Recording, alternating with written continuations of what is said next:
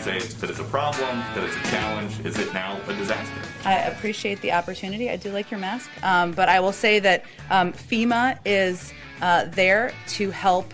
The children described sleeping on the floor, being hungry, not seeing the sun for days. How is that acceptable for the Biden administration to keep children in those sorts of conditions, given the fact that you said you were in an administration that was going to be more humane than the previous one? Well, let me first say this is heartbreaking. It's a very emotional issue for a lot of people, and it's very difficult. But children being hungry, sleeping on the floor, not being allowed outside for days at a time, why is that acceptable to go on even for one more day? Why is that something that's not being outlawed right now? How is the administration not stopping that today? Well, Yamisha, it's not acceptable. But I think the challenge here is that there are not that many options. One of the challenges, though, Pamela, to be clear here, is Republicans are going around saying that Biden is opening the border. So what that does is that is then echoed south. Everyone who wants to migrate hears that, thinks, oh, Biden's opened the border, and then they come. That dumb person is Juliette Kayyem, and she was a Obama know-it-all West Winger with the Tommy what's Tommy's name from Vietor? Yes, Tommy Vietor and all those guys.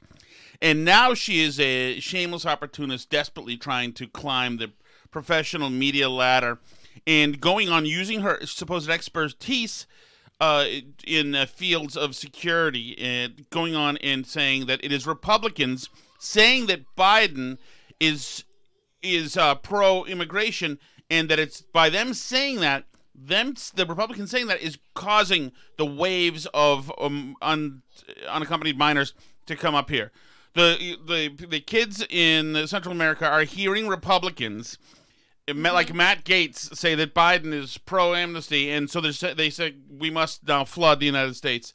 That is dangerous and moronic, and we'll get back to her in just a moment. This is very Jen Psaki heavy. If I gush, you're my new girl crush. I'm reduced to mush each time you say you'll circle back. So that is Jen Psaki, and we're not going to make this wall-to-wall illegal immigration, but that is the news today. There's a few other things as well, but pretty much all the sound we have has to do with the administration and their attempt to handle this flood of immigration at the southern border.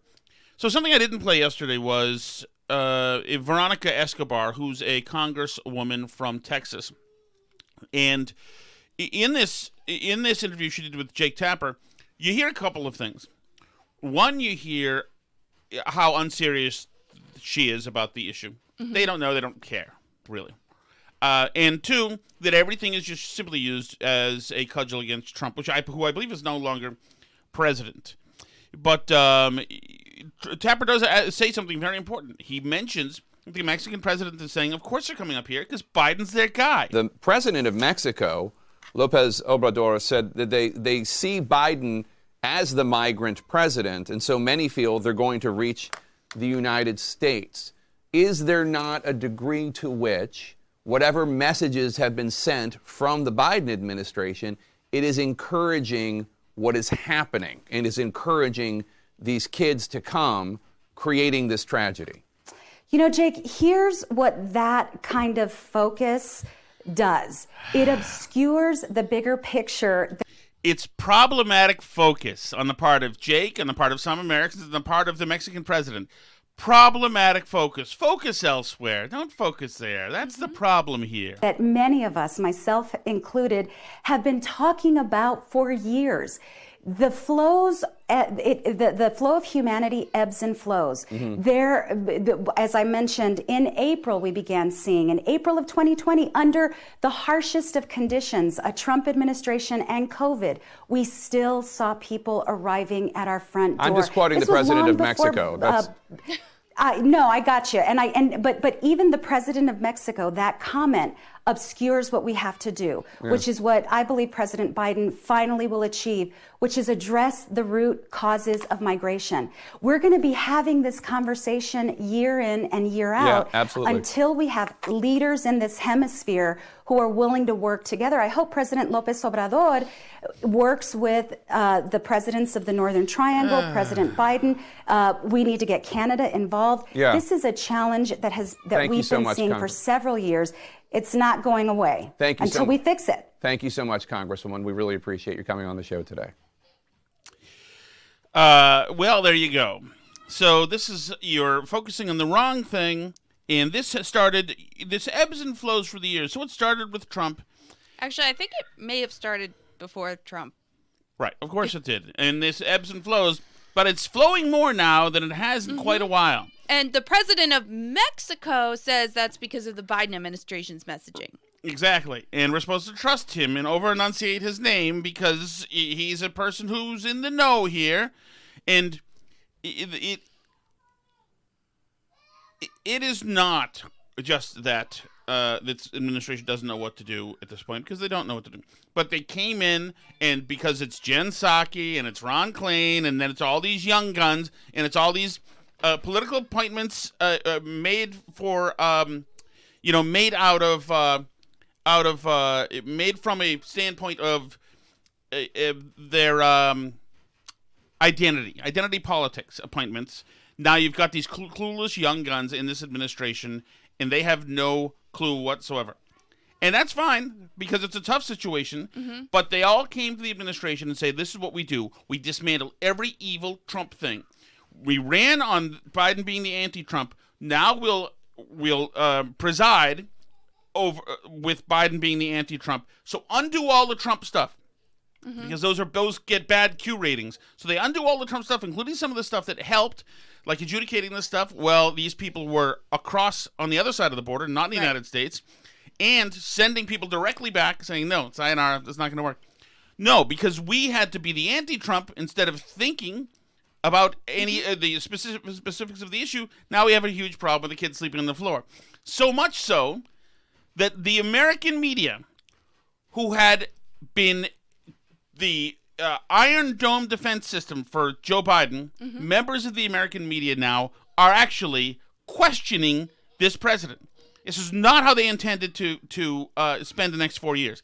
They intended to. No, his arms were hugging us. They could feel his love for everybody. You're exactly right. It was beautiful. Yes, and what happened? So let's go to Yamiche Alcindor, who talked about the Avengers coming in. We're so happy it's the Avengers coming in. Yamiche Alcindor finds herself now doing something that is called journalism. And so when she talked... Through no fault of her own. Right. She has no intention to go in here doing this. Right, but, she is on record. I don't know if she's written a book, but half of the people in the White House press pool have written a book. She's on record having castigated and denounced the Trump administration for the horrible, inhumane things happening at the border. Now they're happening with her guy. More. Right. And she can't stand by and not make note of it. First question is back on the border. There were lawyers who interviewed some children that were in facilities. The children described sleeping on the floor, being hungry, not seeing the sun for days. How is that acceptable for the Biden administration to keep children in those sorts of conditions, given the fact that you said you were an administration that was going to be more humane than the previous one? Well, let me first say this is heartbreaking. It's a very emotional issue for a lot of people, and it's very difficult and challenging. And obviously, these TBP facilities are not made for kids. So one of the reasons, or a driving reason why the president... Sarah Huckabee Sanders went out and teared up in front of the press as well when talking about the same issue, and she was eviscerated. Remember that Samantha Bee had a few words for Ivanka Trump, using a particular nasty slur that women especially take umbrage to. Feckless something. And has pushed to take all of the actions that I outlined earlier when Phil asked the question, is because we want to expedite getting these kids out of these CBP facilities as quickly as possible. And that's our goal and our objective, and into shelters as quickly as possible, then into sponsored homes while their cases are being considered. By the way, that vibrating you're hearing, Psaki has her phone on the podium. So she's getting texts and alerts, and it'll happen every Psaki thing we play, every question we play today, you hear the podium vibrating. It's not your phone, you listening right now. It's not our phones, us here. It is Jen Psaki. And adjudicated. We're trying to work through what was a dismantled and unprepared system because of the role of the last. Whoa. It was mantled and prepared and working for the Trump people because their system required that these things be adjudicated outside of the United States, so you wouldn't have the kids here. You wouldn't have their custodians on this side of the border. You wouldn't have these people here. That's why it was dismantled, because we didn't need it anymore, because he came up with a solution. We worked with the Mexican president to make sure that these people stayed in Mexico. Well, we figured it out. Now, because you were so damn cocksure when you came into the White House, you said, no, undo all the Trump stuff. And then you say, oh, my God, now we've undone the Trump stuff. There's an absolute tsunami of humanity coming over the border. Where's all the buildings? Where's all the facilities for this stuff? Well, we don't have them anymore because we didn't need them. But you couldn't wait 5 minutes because you were in executive order land. You were too excited about signing executive orders, so you did, and you screwed everybody. Last administration. It's going to take some time, but we are very clear-eyed about what the problems are and very focused on putting forward solutions. And I understand the idea of these facilities not being designed by children, but children being hungry, sleeping on the floor, not being allowed outside for days at a time. Why is that acceptable to go on even for one more day? Why is that something that's not being outlawed right now? How is the administration not stopping that today? That is a killer follow-up question, Yamiche Elsinder. I don't usually give a nod to Yamiche Elsinder. Yes, Sally? But that is a killer follow-up question. Do I have anything to do after the map? No, once you put the stories on the map, you're all set. Okay, thank you. It makes it personal. It makes it human. And it's a tough thing to take if you're Jen Psaki. Well, Yamiche, it's not acceptable. But I think the challenge here is that there are not that many options. So the options are, and we have a lot of critics, but many of them are not putting forward a lot of solutions. You know, it's funny because I could have sworn that the Trump administration had figured out an option, which was to have people stay in Mexico if we can't take them in here, if we literally don't have facilities to feed them and we're having children in cages, which is what the Obama administration had, and Trump found a solution, and now we're back to square one because they didn't like Trump's solution and they don't have any other one to offer. So, great. The options here are send the kids back on the journey, send them to unvetted homes, or work to expedite moving them into shelters where they can get health treatment by medical doctors, by educational resources, legal counseling, mental health counseling. That's exactly what we're focused on doing. And this is an across the administration effort that we are committed from the top to making changes on as quickly as possible. Maybe you have walls and immigration laws for a reason. And humanitarian crises are not a new thing. They are thousands of years old by now. There's no new huge war or famine or revolution happening, to my knowledge, right now in South or Central America. Like, nothing new happened that's some new big thing, right? No, I mean, there's the same stuff there always. Venezuela, and there's some unrest. There's the same certainly. stuff there always has been going on, but it's not like there's some huge civil war happening. This isn't like the Syrian refugee crisis where there's like an exogenous factor that's making this happen. This is stuff that's happening because of our domestic policies, this surge in migrants. This is a reaction to the fact that Biden is now president. And you can say, oh, it was the last few months of Trump's presidency too, but it was the last few months of Trump's presidency because people knew Biden was about to be president then. You know, it's a post-election surge. This is what you get for our domestic policies. That's what's happening here. And so the Biden administration absolutely has to look at themselves and say, what can we do to stop this from continuing to grow? I mean, he's only been president a couple months and they have a humanitarian crisis on their hands at the U.S. border. This is they've picked up right where Obama left off in terms of the unaccompanied minors disaster. And I would say that was a big factor in how you ended up getting Trump, was Obama's border policy was so terrible. Biden's border policy. Right. So if we're just going to continue the same policy now, I mean, have they learned nothing from this? All that matters is that Trump did it, so it was very bad. And he ran by being the opposite of Trump and being the anti-Trump. And that's why I'm... But they're going to get Trump again. They're going to get another 4 years of Trump if they continue to behave like that. And that's why you look at the other good things Trump has done. The Abraham Accords. Mm-hmm. Who knows what will happen at this point? Right. There probably will be outreach to Iran if there already hasn't been. Mm-hmm. Who knows? There's some good stuff that Trump has done. Some of the stuff, like the vaccines, they're just co-opting the victory because that'll be a tough one to eschew, even though they tried to a few months ago. Given how fast-moving the situation has been, does the president believe that his administration has a handle on what's happening on the southern border right now? We certainly do. And let me just give you a bit of an update on a couple of the steps that we're taking. First, We certainly do, and I'm going to read a very carefully crafted explainer as to how we do. It's so obvious that we do that it's not it's not like it would be top of mind. But let me just read you this intricate and confusing defense of what's happening. We say that, like COVID, obviously a different issue, but we recognize this is a big problem. The last administration left us a dismantled and unworkable system. And like any other problem, we are going to do everything we can to solve it. So our focus here is on solutions. Let me just walk you through a couple of the steps. A dismantled system. Last administration. I believe Biden's the one stopping the wall being built. Right. We've done this. I mean, wouldn't one solution be to have an immigration system whereby we process people who come into the country in an organized fashion and let most people in and tell some people not to come in if they are problematic people? I mean, doesn't that seem like the obvious choice here? Well, yes. And a border fence. Right. Well, yeah. I mean, just by definition, in order to have an organized immigration system whereby you choose who can and cannot come into the country, you have to be able to stop the people that you've chosen not to let into the country.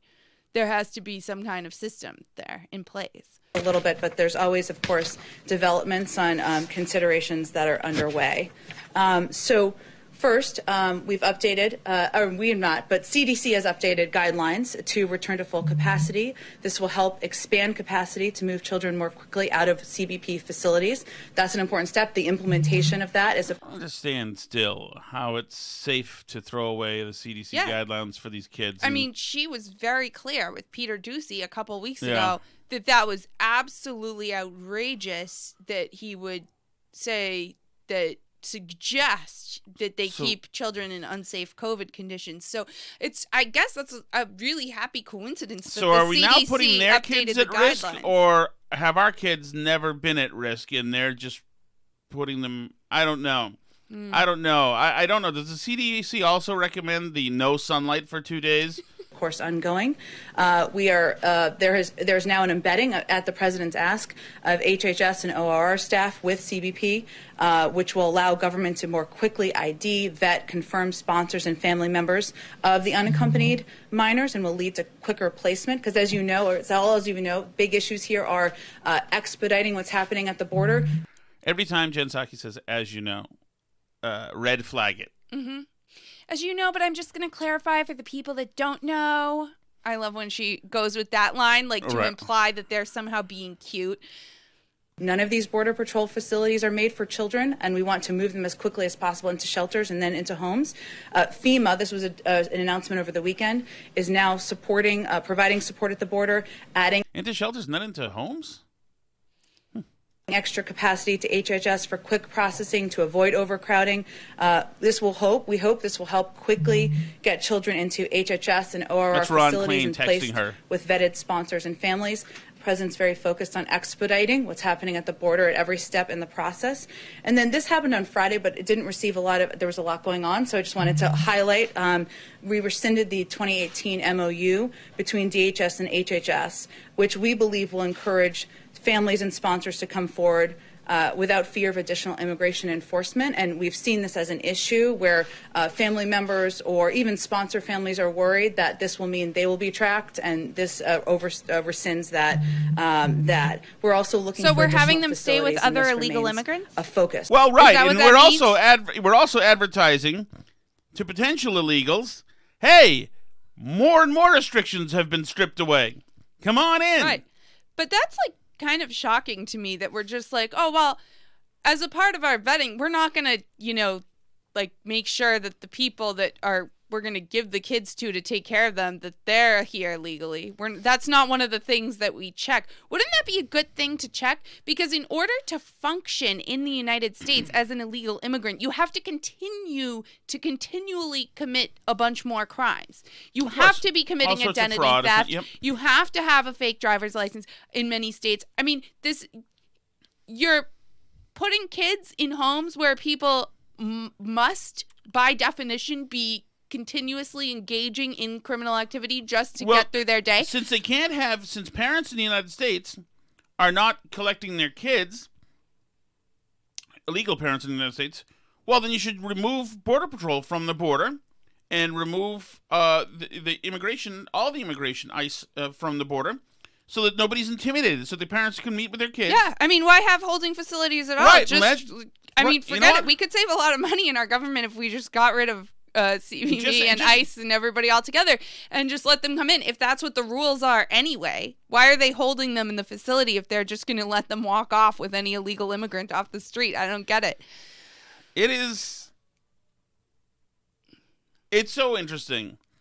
They feel so virtuous with their emotional-based policy, and it's so harmful to people in every category. Of course. They created this entire problem, start to finish. Tesla was an immigrant. Mm-hmm. Remember Obama said that? That's when he stopped saying illegal immigration, and he gave a big immigration speech, and he said he gave a big speech about illegal immigration. Remember, Nikola Tesla was an immigrant. Mm-hmm. Yeah, we're not talking about Nikola Tesla.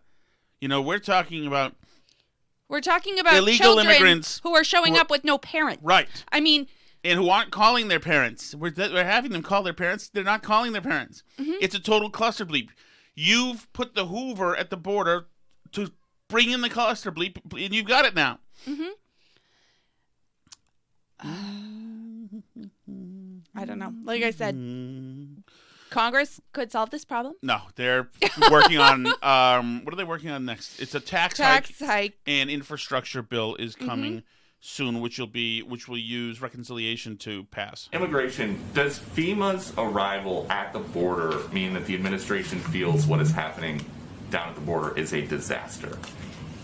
I know that we always get into the fun of labels around here, but I would say our focus is on solutions, and this is one of the steps that the president felt would help not become a final solution, but help expedite processing. Yeah, I don't know. That might be a label I'd step away from. Especially when you're running what the Democrats were calling for 4 years concentration camps. Maybe stay away from the phrase final solution, Jen. Help ensure that people who are coming across the border have access to health and medical care. Clearly, the numbers are enormous. This is a big challenge, and it certainly is a reflection of using every lever of the federal government to help address that. With FEMA, though, specifically, their mission is helping people before, during, and after disasters.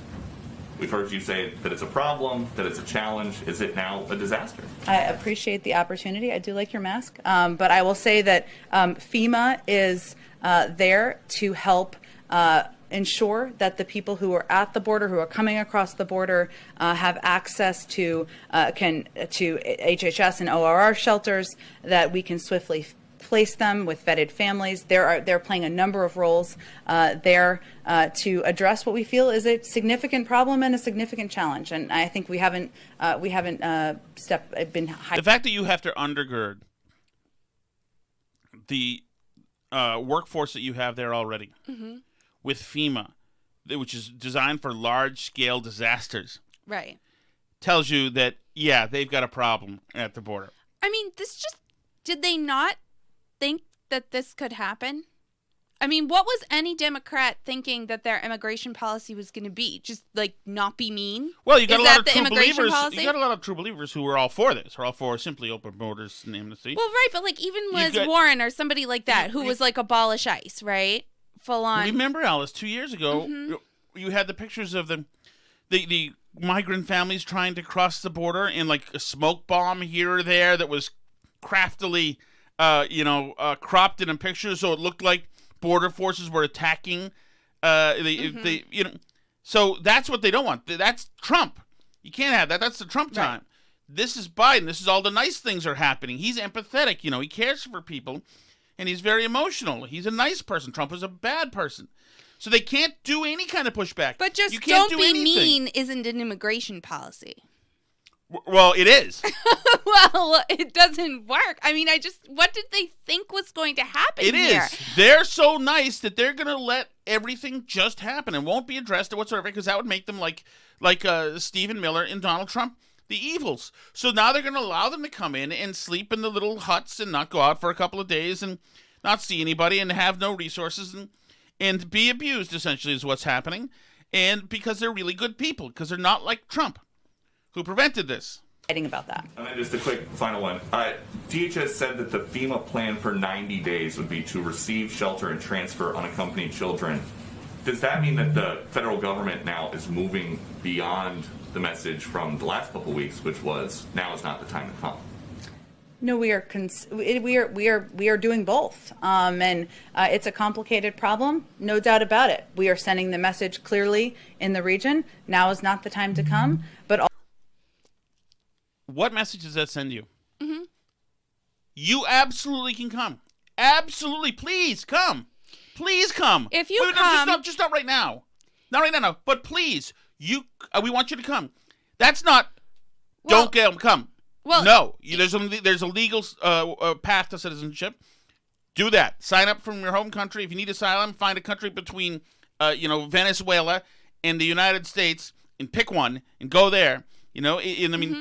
Well, and the message is, especially right at the beginning when people first said, like, how is this not kids in cages? And they said, no, these are really nice facilities. Everybody's getting health care. There's teachers. They're coloring artwork. It's so fabulous there. They have gorgeous furniture. It's all beautiful. Nothing like what Trump did at all. So then isn't the message like, don't come, but if you do, we're going to put you up in this really nice place and you'll get free health care and we'll vet a family and make sure that you get hooked up with the right people and everything will be fine. So like, don't come, but if you do, then we're going to treat you to the Ritz-Carlton experience. So then, the message is not don't come. The message is absolutely come. Yes. Why wouldn't you're getting you? upgraded to first class now. Yes, no, that absolutely is. That's a great point. Yes, you're getting, the accommodations are getting nicer and nicer. Soon you're going to have a pool there. And in the border, we're not going to ask tough questions anymore. We know some people are afraid of getting apprehended, so we won't ask any more questions. I mean, it's such an invitation. It's crazy. I mean, when you've got the Mexican president saying, I don't know, guys, maybe I do something about this. Ridiculous. Also, we want to ensure that people are treated with humanity, who are children, who are unaccompanied children. That's who we are as a country, and so we are doing both. How good is that? That's not who we are. Well, this is who we are now. We're the have kids in containers with no sunlight country now, with no plan whatsoever. Well, but it's the same like what happened with the Syrian refugees. Everyone was like, oh, we have to take care of the Syrian refugees. This is a shame. This is like us not doing anything about the Holocaust. It's terrible, blah, blah, blah. Like when we turned away the ship in the Holocaust. Like the best solution for the Syrian refugees would be if the Obama foreign policy hadn't created a bunch of Syrian refugees with his stupid foreign policy that destroyed Syria and ripped it to shreds and empowered ISIS for years. That would have been a much better situation for the Syrian refugees in general. It's total nonsense when our policies here in the United States destroy people's lives abroad or encourage people to send unaccompanied kids here. You know, we create the problem and then we throw up our hands and we're like, we can't, this is just how it is. It's just a problem. The Syrian refugee, there's just a crisis of unaccompanied children just showing up here. We can't do anything about that. It's just totally beyond our control. Like, no, you caused this. People listen throughout the world to what is going on in United States domestic policy. Yeah, and it's the same with the communities as well. When we've held the police back now, and we talked about it a couple days ago. You've got the George Floyd autonomous zone, where young black men can go and get killed now. Where EMTs can't go in there, where they have to hope that their friends can carry them out before they bleed to death.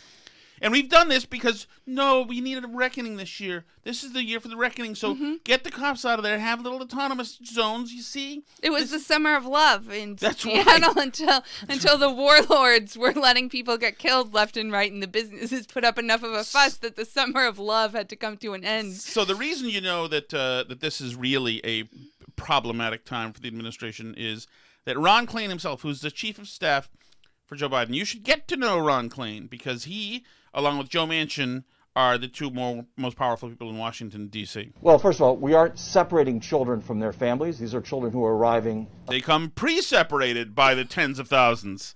Doesn't really matter, Ron, okay?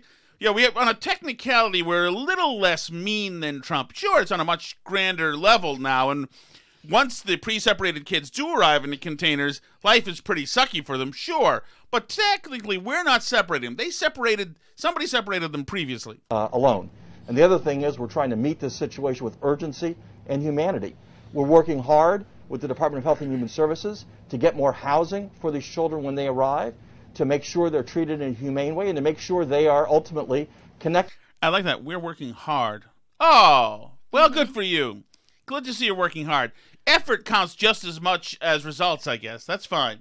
How come there's 11 5-year-olds sleeping on the concrete? We're working hard. Oh, okay. Sounds good. I'll check back next week. With their family members in the United States or with other sponsors. We were left with inadequate resources down there, with a system that had been shrunk once again due to COVID, and now we're trying to stand up the resources we need to make sure that these children are treated in a humane and appropriate way. Right. And all you have to know is that this moron was standing in the White House lawn alone wearing a mask. That's symbolism. And I'm sure he's been vaccinated, too. Right, I'm sure everybody in the White House priorities. Guys, masks. Okay, guys? What about the kids sleeping on the ground? We're working hard. Put your mask on. Okay. Well, that's what you got. Right, yeah. You had inadequate resources because this problem didn't exist until you caused it. That's why you didn't have the resources to deal with the problem. All right, moving along, Alice. We'll watch that. I got to get to Julia Cayenne, and this is a disgraceful. Really, it's too bad that CNN doesn't have any staff there who give a damn. But they should have shot back at this immediately. One of the challenges, though, Pamela, to be clear here, is Republicans are going around saying that Biden is opening the border. So what that does is that is then echoed south. Everyone who wants to migrate hears that, thinks, oh, Biden's... Everyone who wants to migrate hears that. Mm-hmm. They hear Matt Gaetz and Josh Hawley, and they say, you know what? Everybody down in 6-year-olds in El Salvador, are watching Newsmax, and they're saying, you know what? They're saying Biden is a pro-immigrant president. Let's go. This is so disingenuous. Yeah, they're not listening to Andina Menzel and major pop culture figures all going, oh, now Trump's gone. Now there's no more kids in cages. Now we're going to be nice to all the immigrants. They weren't listening to that, that's for sure. Yeah, they're listening to Matt Gaetz. That's right. Yes. They're listening to Ted Cruz. That's the primary people that people hear from overseas when they're thinking of America and what America's doing. They've heard all the lefty slogans now for years. And you promised them a promised land when you ran Joe Biden. And for her to say this is obviously she should be disqualified from having a... And this is such a... it's such a false creation. She's just manufacturing this line of horse bleep, which would be okay to have a take on a show, but this is a humanitarian crisis. And she's so far off. The take is so wacky and so self-serving just so that people think that she seems interesting and she's redirecting. I don't know if she's trying to get a job with the Biden administration, probably. Mm-hmm. But this is just gross. You're a gross person if you say this right now. You're a gross person. Even though you think you're a good person, you're a gross disgrace. Open the border, and then they come. So part of it is the politics here is causing the migrant flow. That is all horse shit. There's nothing about that is true. That is completely bull. Somebody from CNN should call her out on that and say, we can't have you say stuff like that because that doesn't make any sense. It also completely torpedoes the conversation because now you're telling us that we're on Clicktor 3 and there's no gravity and there's a blue hurricane approaching. We can't work with these factors in the conversation anymore because they're all crazy. Incredible. I mean, and that's why they're coming. Who the hell are you to spin that horse bleep? Well, so she made one point that I thought was interesting, which is that she kind of said, like, out of the Democratic field, Biden was like the least pro super open borders out of like the super progressive people that were there. Like Liz Warren's all abolish ICE, right? Well, Biden didn't answer in Spanish like everybody else. Well, right. So she's like, well, he was like the least open borders guy of the Democrats, right? So I think that's kind of an interesting point, but I think it goes back to what I kind of said a few minutes ago, which is that you can't say don't come, but if you do, you get X, Y, and Z and we'll take care of you and it will be fine. Because that message, even though you said don't come at the beginning, is to come to the United States. You can't say, well, I'm not for open borders, but we're not going to enforce any immigration and we're not going to build a wall and we're not going to do anything to prevent you from coming into the country if you show up with kids, and we're going to house everybody and make sure everybody gets great health care and the kids go to school and everything.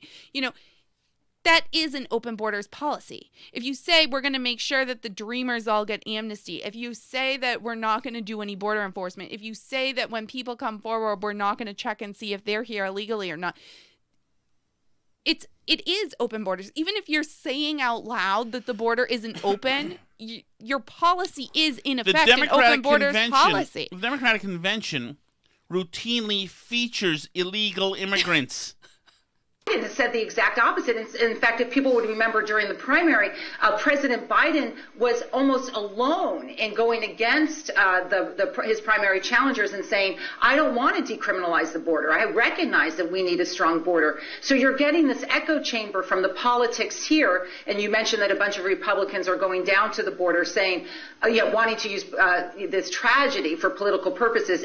Well, that's never been done before. No, nobody's ever gone to a border facility and pretended that they were at a concentration camp for political purposes before. That's never happened, I don't think. And saying the border is open. So we have to be forceful that the border is closed and forceful that COVID has limited a lot of the capacity at the border and then work with other governments to try to stem the flow. Not working. I want you to catch this last part, Alice. Mm-hmm. I'm listening. Okay, listen. Look, it's a tragedy with no single solution, but I do believe that where the heart is matters in this, and I think that the two administrations couldn't be more different in that regard.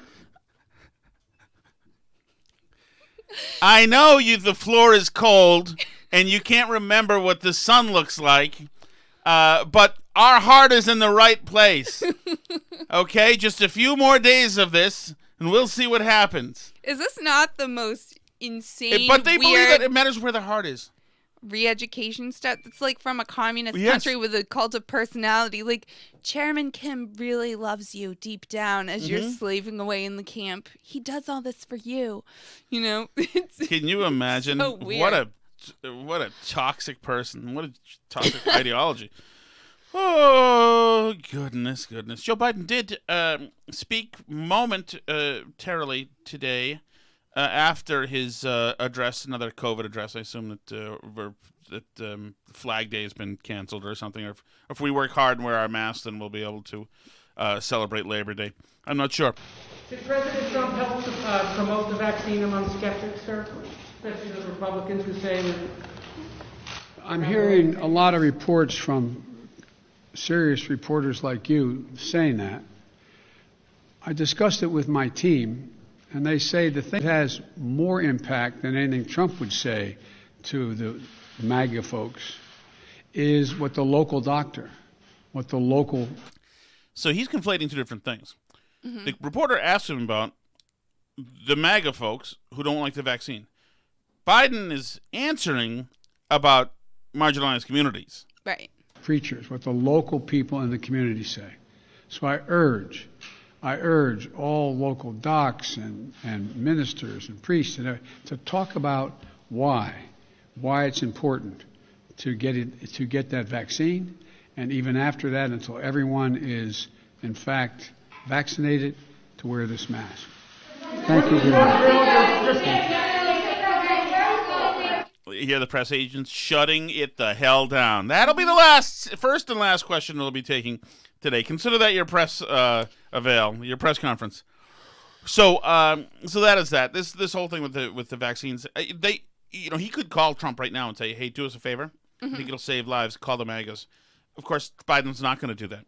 They don't want Trump's name anywhere involved in this vaccine process. Right. This is an organic, grassroots Biden initiative. Mm-hmm. He created the vaccine. He did Operation Build Back Better that made the vaccine. He was, even though they dismantled all of the infrastructure needed for the vaccine when he got there, Biden remantled it. That's what this is. They don't want Trump getting any credit for anything at all. And it's just that's another thing that they did.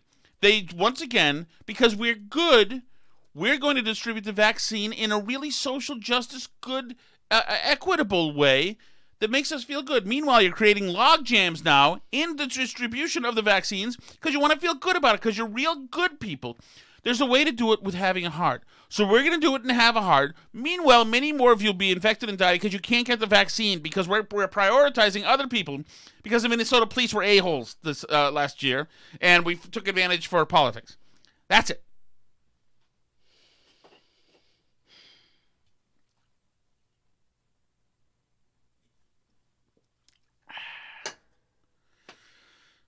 It's our last light beer, Alice. I'm sorry about that. Well, Trump is no longer there. So the Biden administration and, Brian Stelter and everybody else has had to try and find a new boogeyman, and they seem to have settled on Tucker Carlson. And, this kind of happened earlier last week, so we didn't really weigh in on it because we kind of, didn't have a show the day that it happened, and then we just never really got to it again. But the whole Tucker Carlson military thing has gotten way out of control, and it continues to blow up. People from the military, people from the Department of Defense, people high up in the command structure continue to weigh in on the opinion of a cable news host about women in the armed forces. And this is something that I wanted to circle back, as Jen Psaki says, to this, because it is so insane that the military they've gone full throttle, completely 100% on board, attacking Tucker Carlson. And, they're going to say they're not attacking him. They're just they're defending female soldiers. This is not the job of our military. It's to comment on the politics that surround the military. And I get it that they're trying to show that they support women soldiers, but this is, we run our military, by civilian command. This is why generally we try not to put generals at the Department of Defense, because we're supposed to have a military that answers to the civilian population. We're allowed to criticize the military in this country. We're not even necessarily, because we don't like the military, but we're allowed to discuss as a population the policies of the military.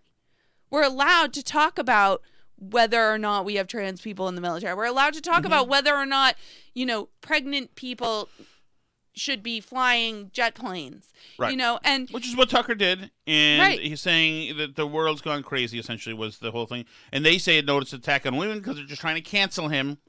And like you said, to have people, high-ranking people in the military throw shade, is damn weird. I've never seen that before in my life, ever. It's bizarre. And it makes you wonder if this is the evolution of the COVID lockdowns, that we're all going crazy here, or just the fact that every institution is now crumbling. I mean, I almost find it more sinister than that, especially with all the National Guard stuff that went on in the Capitol post the insurrection, quote unquote, that happened.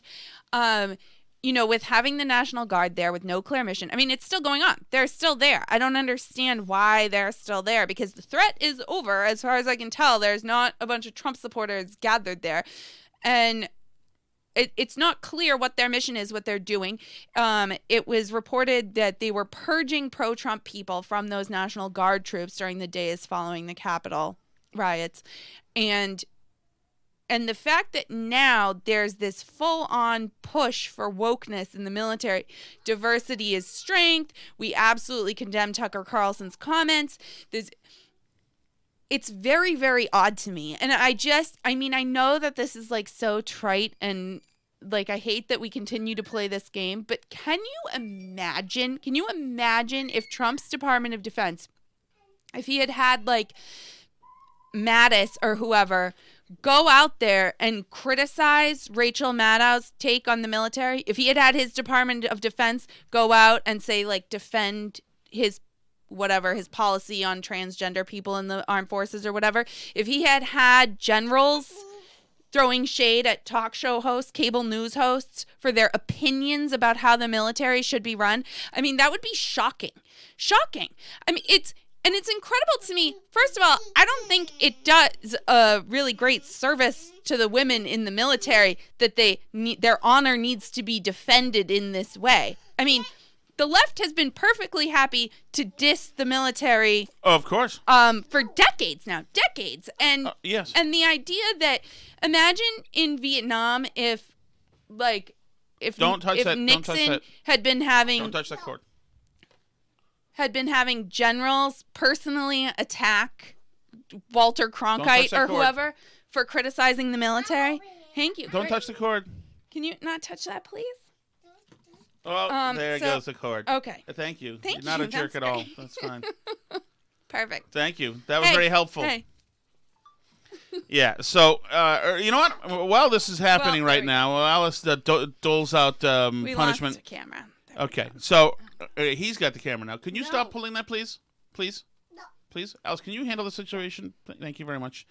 So if you didn't miss it, and we'll get back to this, the military thing is very disturbing, but if you missed it, there's only one thing I saw about last night about the Grammy Awards was somebody named Dua Lipa, which is a very apt name considering she's as talented as two people. Dua is two, I believe, Alice, in that language.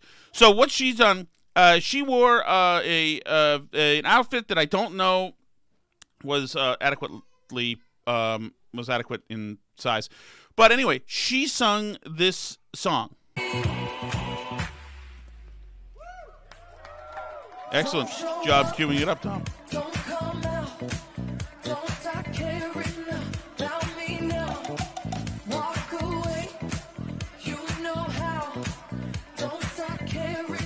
So my question to you is this. You hear this like boom, boom, boom, boom, boom. This is absolutely disco. You know, with the classical instruments around it too. So, you know, electro synthy, whatever.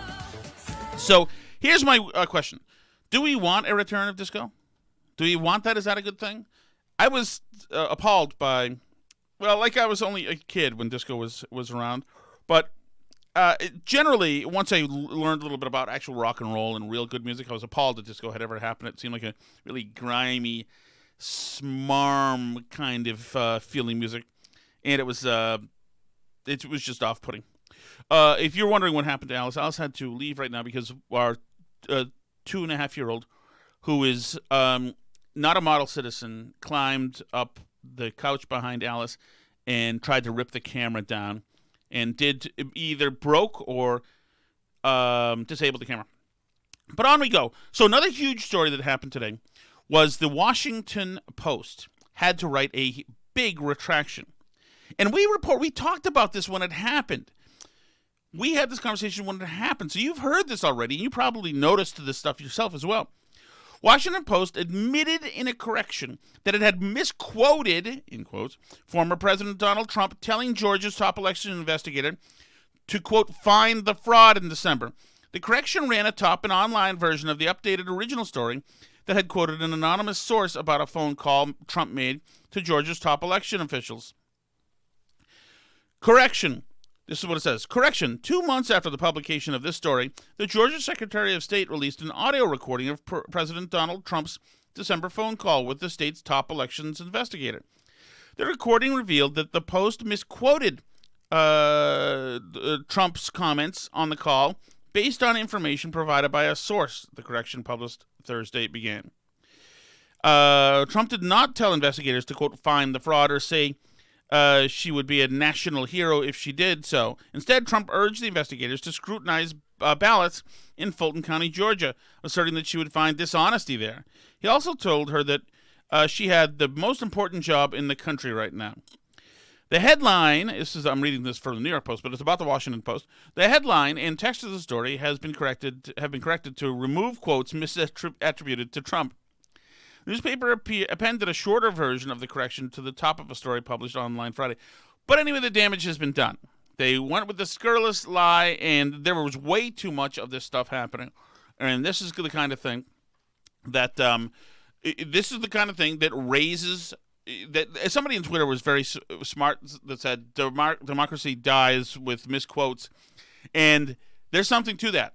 This is a dangerous kind of thing to do, and this creates friction in the country, and creates divisiveness, and it sucks. And these people need to be taken to task. We need to take these media folks to task, and you need to be watching people, and they're getting desperate. These attacks on Tucker Carlson. This is out of desperation. They hate him. They hate that his ratings are good. They hate that his messaging is effective. They try to emulate him. They cannot. He writes himself, and his writing team is second to none. I know Rachel Maddow tries to make you feel smart because she starts, she starts every story with in a hut in the Comoro Islands, and then brings it all the way back to how some Republican senator is corrupt. But Tucker Carlson's show, and I like it. I used to, probably the first few months, I really kind of loved it because he was catching all these woke and progressives off guard and blowing them up. Who's the guy, Alice? Welcome back. Who's the guy? Kurt Eichenwald. Yeah, oh yeah. I mean, that was just classic. That was beautiful with his binder, Tucker's Lies. Oh yeah, and it was just too funny. It was funny. But now that he's driving them crazy, John Oliver, who's not good, actually. I watched him for the first time. I've only seen snippets, 30 minutes of a takedown of Tucker Carlson. He's not good. He made no cogent arguments. He had to, much like the talentless Jon Stewart, had to resort and retreat to funny laugh lines and vicious throwdown language. Well, that's what he's from originally, right? Yes, he is. They're all, yeah. So it just wasn't good. I know what he's trying to do, but he wasn't doing it well. But watch this attack on Tucker, and just pay attention to what they're pointing out, and don't accept any premise that these people say. You've heard how dishonest they are. We've all dealt with how. We've all seen it. Anybody listening right now saw just how crazy and how. Sorry, I don't have any freaking word that I need today. Not one word that I have needed has come to my mind and out of my mouth. You've been pretty good today. No, I know. I don't have a vocabulary today. I think the message is getting across because everybody who's listening can understand a stupid person just as well as they can understand an articulate person. But I'm unable to come up with any word that I need right now. But watch this media. The switch by Stelter, the switch by CNN, I'm seeing it in all the networks, as a matter of fact, are taking a different tack. They're trying to shut Tucker up. He's saying forbidden things. And he's right now, he's a man alone out there who has influence and power and speaks quite like the way he does. There are some podcasters, of course, who do this, and some of them find themselves in this unlikely alliance because they're being pursued, like Jesse Singal, actually, who we're trying to get on. Mm-hmm. And so for the battle lines are drawn really at this point at free speech. And just at accepted speech. It's not all free speech. A private company can fire you for whatever it wants. But stay aware. Watch this stuff. This is what's on the radar right now. This Jesse Singal guy, who's part of the Blocked and Reported podcast, is great. That podcast is great. The first time I heard it, I didn't think so, but it's Jesse Singal and Katie Herzog, and they're very good. They're big liberals, but since they've both been pursued by the mob, they tend to talk a lot about the mob's latest actions in various newsrooms and online and this and that. And it's very interesting to listen to. The Jesse Singal thing has gotten incredibly ridiculous. I'll fill you in on that after you do your thing with John Oliver here, because that's out of control. He's another one like Tucker that they just hate. Go right ahead. I'm done with John Oliver. That he exists. They hate that he's out there. So he's doing the Blocked and Reported podcast, which has seen some success. He has some books out. But he used to write for mainstream publications. He used to write like for The Atlantic and for these, big name journals. And he's really not getting many of those anymore because he's written about trans people in a way that some very activisty trans people don't like. He's pointed out that there's been a huge uptick, for example, in young women deciding to transition and then desisting in gender dysphoria later on, and it turning out that maybe what they needed was not medical transition. So, he's written about that phenomenon, which they really don't like. They don't like anybody pointing out that. But he's very thorough. He's very good with his sources. So now their thing is that he's transphobic and that he makes trans women, that is, assigned male at birth, trans people who are now living life as women, that he makes them feel uncomfortable and when he uses them as sources, and they all have stories about them. This is widely known that he's super creepy around trans women, and so it is just proof that he actually secretly wants to sleep with trans women, and that's why he writes so many critical things about trans people. So they have like a whole psychological profile filled out about him. A bunch of big trans activists have done huge threads on it in the last few days, and what they want now is they want Substack to remove his Substack blog from the platform. Now, Substack has paid some people to come on as creators, like essentially fronted them in advance to come onto the platform. Taibbi. And Jesse Singal isn't one of those. He has purely an organic Substack that, Substack gets a cut of his money and he gets the rest of the money. So he does this. This is something that he's using to support himself now, and they want Substack to take him off the platform. So they've been lobbying at Substack to get him kicked off. And these are their big charges that they're throwing at him, that they said he stalks trans women and he's a big transphobe. So, and they say, quote, "I have receipts, we have receipts," and he's saying, good, make it public right now. Yeah, and they're like, no, I'm not going to do that. So Brianna Wu, who is the person who is the big Gamergate woman who, I don't exactly know how to She's explain. a weird person from South Boston, Massachusetts. She's a weird She's person a troublemaker. from Boston. She wanted to get famous. She was a female game developer. There were rumors during the Gamergate thing that she's trans. I don't officially know if she is or not. I have no clue. But anyway, she's very involved in trans issues in any case. And she says she's one of the people that Jesse Singal made feel really uncomfortable. She says she has receipts. She ran for Congress against Stephen Lynch. I guess that's her claim to fame. Now she's the queen of a super PAC, I guess. I don't know what she is. But so Jesse Singal made her feel super uncomfortable. He was super creepy to her, and she has receipts. And he said, good, show the receipts. And she said, well, if a reputable journal wants to reach out to me and do an official story about it, I'll show them. But I'm not going to do this on Twitter. This isn't the proper forum for this sort of thing. Okay, so for the moment, nobody has any receipts for what Jesse Singal did to them, except that he reported on stuff that they don't like, and they don't like him. So that's all the receipts that we've seen so far. But, I have an open mind. Great. Bring it forward if they have something. But they've been essentially shrieking about him for like 3 days. And that's where we are now. now. We've now gone past. It's not just that you can say something that is triggering. It's not just that there's implicit bias or violence and racism or sexism or genderism or whatever the 1,000 different offenses you can commit without actually doing anything to these protected classes. Now, people simply fabricate. There's the first word that I was looking for that came to me. Fabricate. I was looking for it twice earlier in the hour, too. Now I've got it. They simply fabricate this stuff. And so that's where we are. It's so lazy and insane. We are in an insane world right now. Do not get sucked in. Do not join these idiots. I don't know what's going to happen. I had a small piece of good news. Small piece of good news. What was that good news? I don't know. What's the good news? It wasn't even news. It was just let me know what you think about Dua Lips and her music. I'd like to know if you think it's good. I was surprised it didn't suck more. I do think that that perhaps we were given entree voyeuristically to part of her anatomy that perhaps could have been prevented. And Alice? Yeah, I'm not gonna. You showed me the pictures of that. Right, I did not watch the Grammys, and I wouldn't let my kids watch any award shows. Well, I definitely think that I'm gonna let the kids watch the Cardi B performance tonight, where she's grinding with Monique the Stallion Megan or something. The Stallion, yeah. Yeah, that's really. I'm telling you, man. This is some crop of young celebrities there. Congratulations. They're looking great. So somebody is saying that it's going to be Generation X that's going to save us from the wokesters on Twitter. It's actually trending.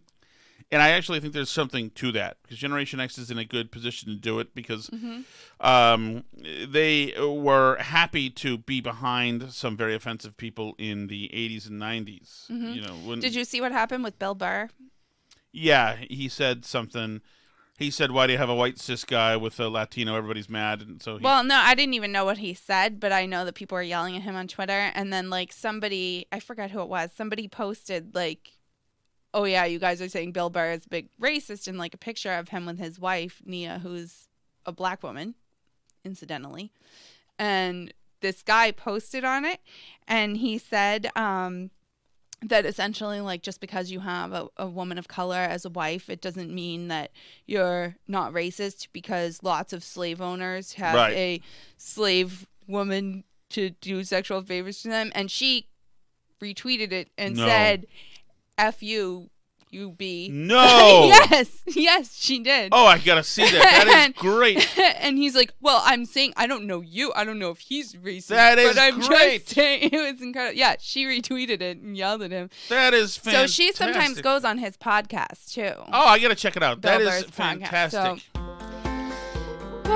So we're not the only husband-wife team in podcasting.